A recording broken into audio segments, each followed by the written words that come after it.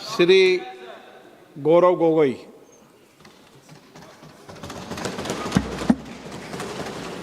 धन्यवाद अध्यक्ष महोदय। इस बिल पर प्रारंभ करने से पहले मैं आपका ध्यान असम में हुए बाढ़ और वहां पर लगभग 70 व्यक्तियों की मौत की तरफ आकर्षित करता हूं और इस सदन से बड़ी पीड़ा मन से, बड़े दुखी मन से केंद्र सरकार से असम के लोगों के लिए एक विशेष पैकेज की मैं गुजारिश करता हूं। सर, मैं शुरुआत करता हूं इस बिल से। और अभी हमने आदरणीय मंत्री जी के वक्तव्य सुना और उनके बात और इस संशोधन वाले बिल का विवरण पढ़ के साफ साफ पता चल जाता है कि ये सरकार शिक्षा विभाग को लेकर गंभीर नहीं है, सुधार नहीं लाना चाहती। ये सिर्फ एक दिखावा का बिल है, क्योंकि ये बिल एक संशोधन बिल है। आज से 2 साल पहले ये बिल लाया गया था, public examinations prevention of unfair act 2024। उस समय में भी एक यूजीसी ये नीट के 2024 के परीक्षा को लेकर पूरे देश भर में लोगों के मन में व्यापक चिंता थी। उस समय में भी इसी तरह आज जैसे मंत्री जी कह रहे हैं, सरकार ने इस बिल का इंट्रोडक्शन करते हुए ये कहा कि ये एक बहुत बड़ा कदम है और इससे शिक्षा विभाग सुधरेगा और इससे परीक्षा में जो पेपर लीक होते हैं अब नहीं होगा, अब किसी का साहस नहीं होगा। ऐसे कड़े दंड उस समय सरकार ने कहा कि 2024 के बिल में वो लाए हैं। तो जो 2024 के नीट यूजी पेपर लीक पे जो तहकीकात हुई, जो इन्वेस्टिगेशन हुआ, मैं पढ़ना चाहता हूं उसकी स्थिति आज क्या है, ताकि पता तो चले कि यह सरकार 2 साल पहले जो नीट परीक्षा को लेकर जो व्यापक भ्रष्टाचारी हुई उसको लेकर यह सरकार कितनी गंभीर है। बहुत दुख के साथ मैं कहना चाहता हूं कि एक अखबार में आर्टिकल आया 2026 में कि जो 45 व्यक्ति थे जो चार्जशीट हुए थे नीट यूजी 2024 पेपर लीक के मामले में, 45 में से 44 को बेल मिल चुका है। ये है इनकी गंभीरता, ये है इनके छात्रों के प्रति इनकी संवेदना। जो मूल व्यक्ति है जिसको मास्टरमाइंड कहा जाता है, संजीव मुखिया, 11 महीने तक वो फरार था। 11 महीने तक सरकार उसको पकड़ नहीं पाई। अप्रैल 2025 में वो फाइनली उसका गिरफ्तार हुआ और फिर उस मामले में उसको बेल मिल गया। मई 6, 2025 एक दूसरे व्यक्ति रंजीत कुमार बरुआ जो करियर एकेडमी एजुकेशन ट्रस्ट के चेयरमैन है, वो बेल। एक अमित कुमार सिंह जो पेपर सॉल्वर के गैंग में था, उसको मई 7, 2025 को उसको बेल।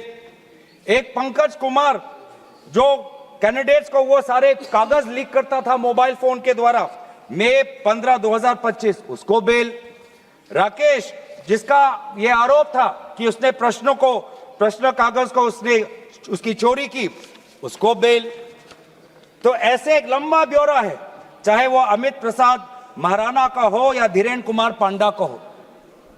तो ये कानून उस समय भी विफल था और ये कानून जिस मंशा से आज ला रही है आज भी ये विफल होगा। ये कानून आपकी विफलता का स्मारक है, क्योंकि ऐसे कानून 2024 के में लाने के पश्चात भी 2026 में तो लीक हुआ ना सर।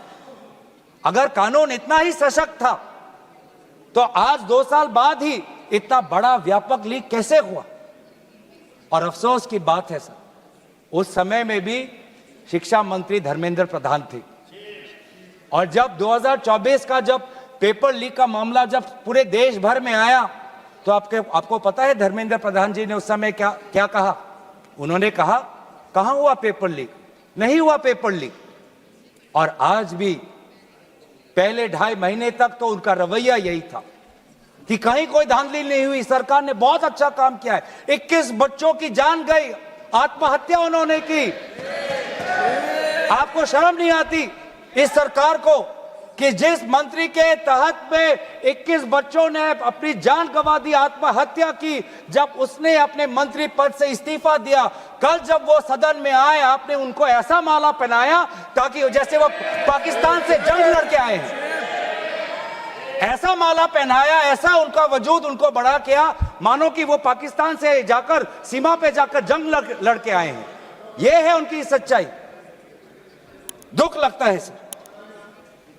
आज ये बात प्रधानमंत्री आते हैं इंस्टाग्राम के रील पर, वो अलग बात है कि जो पहली कैबिनेट बैठक हुई उस कैबिनेट बैठक में शिक्षा को कैसे सुधारा जाए, पेपर माफिया को कैसे खत्म किया जाए, पेपर सेटर के माफिया को कैसे खत्म किया जाए, पेपर सॉल्वर के माफिया को कैसे खत्म किया जाए, टेस्टिंग सेंटर के माफिया को कैसे खत्म किया जाए, प्रिंटिंग प्रेस के माफिया को कैसे खत्म किया जाए, कोचिंग सेंटर के माफिया को कैसे खत्म किया जाए, सिलेबस कैसे स्कूल के सिलेबस के साथ मिले, आउट ऑफ सिलेबस परीक्षा के पेपर ना आए, सीबीएसई के ओएमआर में धांधली न हो, इन सब चीजों पर व्यापक चर्चा करने के बजाय प्रधानमंत्री मोदी जी कहते हैं इंस्टाग्राम पर और ध्यान दो, इंस्टाग्राम पर और ध्यान दो। और प्रधानमंत्री जब आते हैं हाई पावर कमेटी की बात करते हैं तो 2 साल पहले जो के राधाकृष्ण की जो हाई कमेटी थी उसका क्या हुआ? 2 साल हाई कमेटी आपने गठन की, प्रधानमंत्री केंद्र सरकार के निरीक्षण में एक हाई कमेटी बनी, के राधाकृष्ण फॉर्मर इसरो के चेयरमैन। अगर वास्तविक में उन्होंने इतना बढ़िया काम किया तो 2 साल पश्चात ही आज क्यों दोबारा ऐसा पेपर लीक हुआ? सरकार ये दिखाना चाहती है कि ये बहुत गंभीर है। पिछले कुछ दिनों में पता चला कि एनटीए के लगभग 47 लोगों को बदला गया। सर, मैं इस सरकार से मैं ब्यौरा चाहूंगा कि वे जो 47 लोग हैं जिनको आपने ट्रांसफर किया या सस्पेंड किया, कौन है वो? क्योंकि एनटीए की जो एक्चुअल सैंक्शन कैपेसिटी है, एनटीए की जो सैंक्शन कैपेसिटी है वो 34 की है, 34 की सैंक्शन कैपेसिटी है। ये 47 कौन है? कौन है ये 47? 34 में से तो शायद 10-11 वैकेंसियां हैं, 24 ही है जहां पर लोग बैठे हुए हैं। तो ये जो 47 जो सैंक्शन, ये कौन है? जो आउटसोर्स करके अपने लोगों को लाया एनटीए में, वो लोग हैं क्या? उसका ब्यौरा मिलना चाहिए। हम जानना चाहते हैं, आपने एनटीए के डीजी को बदला और एनटीए के चेयरमैन को रखा, ऐसा क्यों? ऐसा क्यों? आपको एनटीए के डीजी पर विश्वास नहीं, आपने मान लिया कि शिक्षा मंत्री धर्मेंद्र प्रधान जी का इस्तीफा होना चाहिए, आपने ये भी मान लिया, तो आपको एनटीए के चेयरमैन पे इतना विश्वास क्यों? ये हम जानना चाहते हैं। सुनाई दे रहा होगा सर, एक विशेष संगठन के साथ जुड़े हुए हैं, उसका ब्यौरा देख लीजिए, एनटीए के चेयरमैन का ब्यौरा देख लीजिए। इससे पहले वह मध्य प्रदेश के पब्लिक सर्विस चेयरमैन के वो कमीशन के चेयरमैन थे, और उस समय में भी धांधली हुई,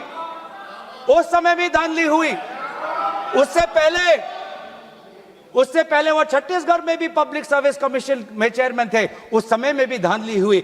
ऐसे इतने धांधली से जुड़े हुए व्यक्ति को आज भी इतने पेपर लीक होने के पश्चात भी आपकी सरकार बचा रही है, आपकी सरकार बचा रही है। जिस एनटीए के द्वारा 21 बच्चों ने आत्महत्या की, आज भी वो चेयरमैन बचा हुआ है। क्यों? क्योंकि वो एक विशेष संघ के साथ जुड़ा हुआ है। और यही दर्शाता है कि आप शिक्षा विभाग में आप सुधार नहीं चाहते, क्योंकि आरएसएस के लिए शिक्षा विभाग बहुत ही महत्वपूर्ण विभाग है। मैंने कोई असंसदीय बात नहीं की।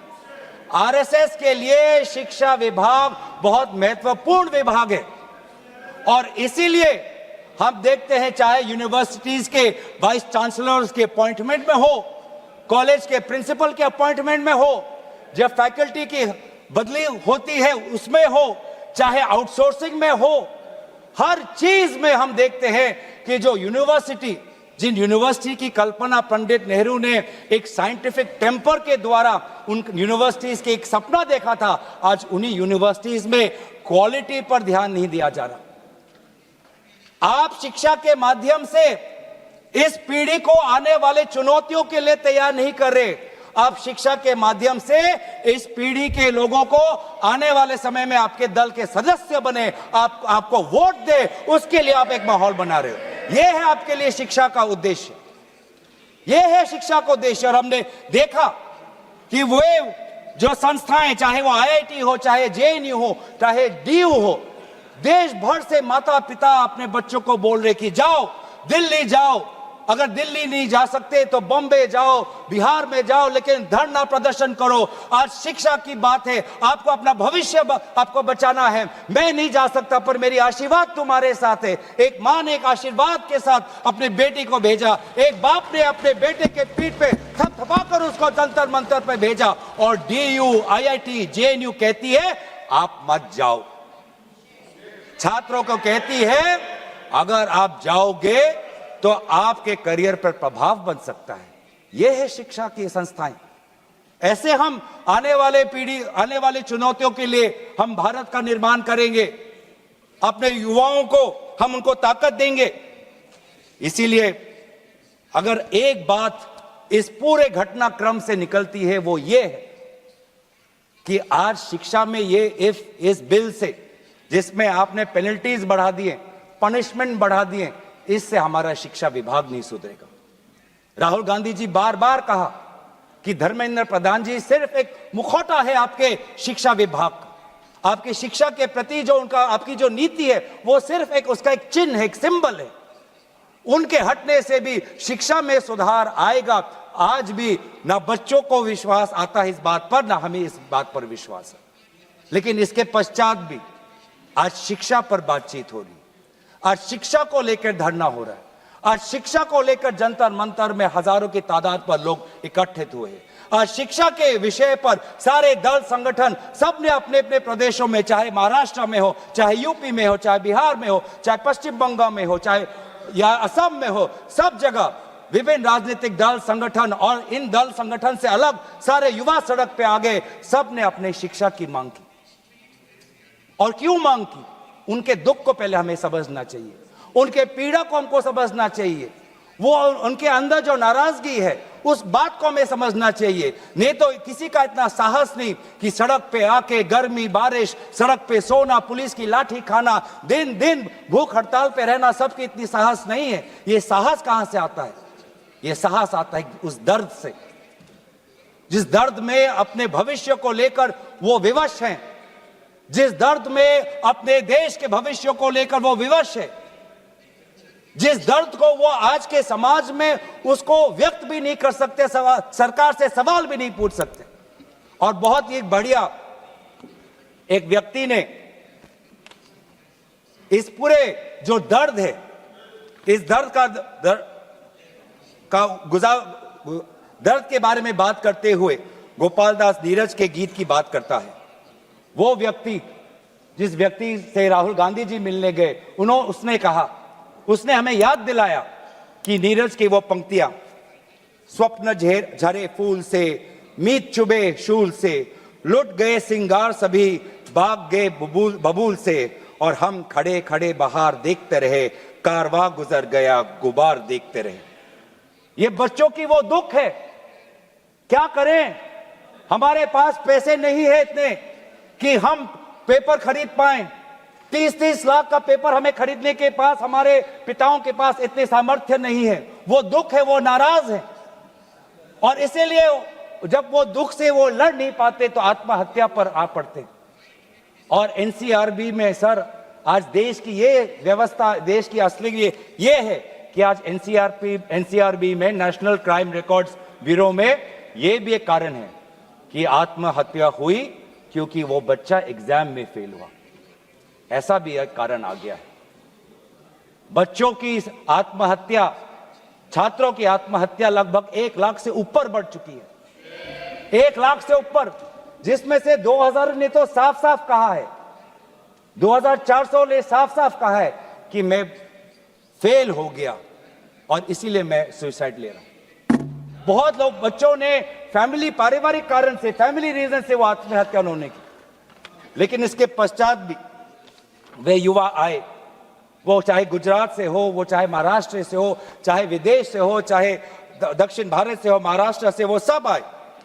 और जब वो आए और दिल्ली की गर्मी, दिल्ली के बारिश से जब वो जो उन्होंने उसमें जो दर्द है, उसमें जो संघर्ष है, उस संघर्ष को याद करते, उस संघर्ष को झेलने में उन्होंने याद किया सावित्री बाई फुले को। वे लड़कियां जो आई थी, ऐसे बहुत लड़कियां थी जिन्होंने रील पे कहा कि मैं अपने माता पिता को बिना बोले में जा रही हूं क्योंकि मुझे लड़ना है। ऐसे भी लड़कियां थी जिन्होंने कहा कि मैं छात्र नहीं हूं, मैं काम करती हूं, लेकिन मैंने भी कुछ साल पहले नीट का परीक्षा दिया था, मैं पहले अटेम्प्ट में मेरा पेपर लीक हो गया, कितना मानसिक मेरे पे दबाव बना मैं खुद समझ सकती हूं। आज अगले पीढ़ी के साथ, जिस समय मैं खड़ी नहीं हो पाई, मैं बाहर नहीं आ पाई, लेकिन आज अगले पीढ़ी के साथ मैं खड़ा होना चाहती हूं, मैं जाऊंगी आज। ये सब वहां पे आए क्यों? क्योंकि उन्होंने इतिहास को याद किया कि जिस प्रकार से सावित्री बाई फुले हो या फातिमा शेख हो, जिस प्रकार से समाज ने उन पर उत्पीड़न किया, लेकिन वो कभी भी अपने बाग से हटे नहीं। युवा लोग आए, एक लड़का था हरे शर्ट में, वो पुलिस को बोल रहा कि आ मार, मुझे मारो, मारो सर मारो। उसमें वो भगत सिंह का जज्बा हमें दिखाई दिया। हमेशा उसने हाथ नहीं उठाया, उसने खाली बोला कि मारो, क्योंकि ये थी लोगों की और युवाओं की ताकत कि अब वो डर उनसे चला गया, डर खत्म हो गया, डर गायब हो गया। लाठी है, दर्द होगा, रात को सोने में मुश्किल होगी, लेकिन सब लोग कह रहे थे कि कुछ नहीं होता, अगर शिक्षा के लिए, अपने भविष्य के लिए अगर मुझे 2-3 लाठी भी खानी पड़ेगी तो मैं लाठी खाने जाऊंगा। ऐसे भी लोग थे जो 20 जुलाई के रात को आए। वो 20 जुलाई के सुबह नहीं थे, 7 बजे नहीं थे, 4 बजे दोपहर को नहीं थे, वो रात को 10 बजे आए। क्यों? क्यों? उनको दुख हुआ। उन्होंने रील में देखा कि किस प्रकार से पुलिस वालों ने बच्चों पर हाथ उठाया और उन्होंने बोला कि चलो मैं भी एक लाठी खाने जाऊंगा। ये है हमारा युवा शक्ति। मैं इस सदन से भारत के युवा समाज को मैं नमन करता हूं, आभार प्रकट करता हूं, शुभकामनाएं मैं देता हूं, धन्यवाद देना चाहता हूं कि आपने हमें दोबारा याद दिलाया कि लोकतंत्र का मतलब क्या है। आपने दोबारा हमें याद दिलाया कि सवाल पूछना आप सबका, हमारा सबका मौलिक अधिकार है। हमने वो भी देखा उस मध्य प्रदेश से आए हुए आदमी को जिसके सर पर खून निकल रहा था। क्यों? क्योंकि कांटों से भरा हुआ एक डंडा उसके सर पर पड़ा और उसने तब भी वो पीछे नहीं हटा। खून से लथपथ उसका चेहरा, उस समय भी पुलिस को ललकार रहा था कि देखो ये लोकतंत्र है, लोकतंत्र में जनता जनार्दन है, जनता प्रजा राजा होता है। ये है वहां की उस ताकत। बहुत लोग कहते हैं कि बहुत से गलत शब्द भी उस सभा में, जंतर मंतर में किए गए। मैं उन गलत शब्दों का जो मर्यादा से बहुत दूर है, अमर्यादित है, उन शब्दों का समर्थन नहीं करता, लेकिन उन शब्दों के बारे में भी याद करना चाहिए जो बाकी बच्चों ने हमें याद दिलाया। किसी एक बच्चे ने याद दिलाया वसीम बरेली की कविता, जिसमें लिखा है, जो उसूलों पर आंच आए तो टकराना जरूरी है, जिंदा हो तो जिंदा नजर आना जरूरी है। ये हैं बच्चे, ये है वो बच्चे और जो अलग अलग प्रदेश से आए हैं। मैं धन्यवाद देना चाहता हूं कि इन्होंने अपनी इंसानियत दिखाई। हर वो बेटी जो वहां जाती थी वो कहती थी कि ये जंतर मंतर, ये ऐसा एक जगह बन गया है जहां पर मैं अपने आप को सुरक्षित महसूस करती हूं।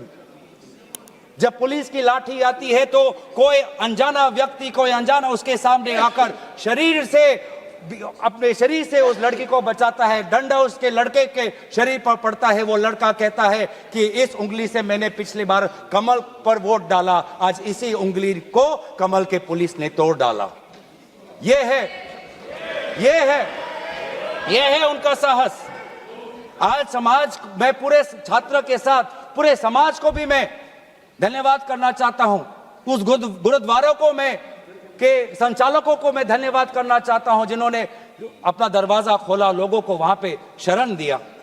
ये है हमारी देश की खूबसूरती। मैं धन्यवाद देना चाहता हूं कि देश भर से लोगों ने फोन किया कि मैं वहां जा नहीं सकता, लेकिन स्विगी के द्वारा उन बच्चों को खाना तो पहुंचा सकता हूं। मैं धन्यवाद करना चाहता हूं उन वकीलों का, वो चाहे सुप्रीम कोर्ट के बाहर हो, चाहे वो जंतर मंतर पे आए हो, सबने बोला कि लोकतंत्र के साथ, संविधान के पक्ष में आज हम सब यहां पे खड़े हैं। लेकिन जहां पर हमने हमारी खूबसूरती देखी, जहां पे हमने इंसानियत देखा, जहां पर हमने लोकतंत्र की ताकत देखी, जहां पर हमने लोकतंत्र की ताकत देखी, वहीं पे हमने इस सरकार की क्रूरता भी देखी। हमने देखा आपने किस प्रकार से पैलेट गन का इस्तेमाल किया, हमने देखा किस प्रकार से आपने इलेक्ट्रिक बेटन का इस्तेमाल किया, हमने वो भी नजारा भी देखा कि किस प्रकार से एक पुलिस कर्मचारी ने एक लड़की के गाल पर थप्पड़ मारा। वो एसीपी का नाम भी हमें याद है, उस पुलिस कांस्टेबल का चेहरा भी याद है जिसने अपने डंडे के साथ एक लड़की के प्राइवेट पार्ट पे उसने आक्रमण किया। हमें याद है वो लड़कियां जिन्होंने उनके आंसू निकल रहे थे आंखों से और कह रहे थे कि पुलिस वाले उनको मां बहन की गाली दे रहे थे। हम भूलेंगे नहीं वो बच्चियों जिन्होंने कहा कि मेरे पीठ पे जो कपड़े थे उन कपड़ों को इस पुलिस ने फाड़ दिया। ये है असलियत, और इसीलिए बार बार हम मांग कर रहे हैं कि किसने आदेश दिया, वो आदेश कहां से आया कि पैलेट गन का इस्तेमाल हो, किसने आदेश दिया, किसने आदेश दिया कि आंसू गैस का इस्तेमाल हो, किसने आदेश दिया कि लाठी पैरों पे नहीं लाठी सर पे पड़नी चाहिए, किसने वो आदेश दिया। और इसीलिए बार बार राहुल गांधी जी ने भी चिट्ठी लिखी है, और आज भी हम देखते हैं कि अब सारी हम बातें कर रहे हैं। आज इस सदन में, इस सत्र में इस विषय पर भाग इसलिए लेना चाहते हैं क्योंकि हम सरकार से जवाब चाहते हैं, और विशेष रूप से गृह मंत्री से जवाब चाहते हैं। गृह मंत्री से हम जवाब चाहते हैं। मेरा ये कहना है सर, गृह मंत्री से हम जवाब चाहते हैं। यहाँ पर बैठे हैं सर, आज ये बिल क्यों आया है, ये बिल क्यों आया है, ये बिल क्यों आया है, ये बिल क्यों आया है समझना चाहिए। ये बिल इसलिए आया है कि गृह मंत्री के द्वारा भेजी हुई पुलिस लोगों के हौसले को कुचल नहीं पाई, इसीलिए ये बिल आया है। आपने उस धरना को खत्म नहीं कर पाया, इसलिए ये बिल आया है। हमने देखा ना सिर्फ दिल्ली में, बिहार में आपने AK-47 का इस्तेमाल किया। ये नौबत है। हमने इसीलिए मैं लोगों का धन्यवाद करना चाहूंगा, और धरना प्रदर्शनकारी के साथ है जिन्होंने एक और हमें बहुत ही खूबसूरत गीत याद दिलाया, दिनकर का। अब जो सिर पर आ पड़े नहीं डरना है, जन्म में है तो 2 बार नहीं मरना है। ये जो लोगों ने आज जो संदेश दिया है लोकतंत्र में, दोबारा उन्होंने आज हमारे ऊर्जा जो दी है, इसके लिए सारे विपक्षी दल, हम भारत के युवा समाज के साथ है, छात्र समाज के साथ है, वे सारे जिन्होंने संघर्ष किया उनके साथ है। और आज भी अब चाहते हैं कि गृह मंत्री आए और सदन के अंदर बोले कि क्यों आपने पुलिस के द्वारा बच्चों पर ये दुर्व्यवहार किया, बच्चों के पर आपने आक्रमण किया, और बच्चों के साथ आज उनके आंसू निकलते हमने देखने पड़े। इन सभी बातों के साथ मैं अपने वाणी को विराम देता हूं। धन्यवाद।